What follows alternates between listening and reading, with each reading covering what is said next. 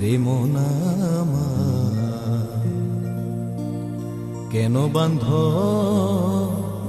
দালানে ঘর? একদিন মাটির ভিতরে হবে ঘর। রে মন কেন বাঁধ দালানে ঘর? রে মন কেন বাঁধ দালানে ঘর?